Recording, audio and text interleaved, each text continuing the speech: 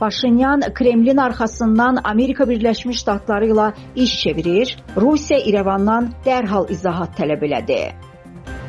Rəsmi İrəvan Moskvaya məlumat verib ki, Amerika Birləşmiş Ştatlarından ölkəyə hərbi texnikanın gətirilməsi ilə bağlı heç bir müraciət daxil olmayıb. Report xəbər verir ki, bunu Rusiya Xarici İşlər Nazirliyinin rəsmi nümayəndəsi Mariya Zakharova Newsroom-un müxbirinin sualını cavablandırarkən deyib. Biz müvafiq nəşrləri gördük və dərhal erməni həmkarlarımızdan dəqiqləşdirmə tələb elədik. Bizə məlumat verilib ki, Vaşinqtondan heç bir rəsmi sorğu daxil olmayıb, deyə Zakharova bildirib. Bundan əvvəl xəbər verilib ki, iyulun 16-sında Amerika Birləşmiş Ştatları Gürcüstanın Poti limanı vasitəsilə Almaniyadakı bazalarından Ermənistandakı poligonlara hərbi avadanlıq köçürmək niyyətindədir.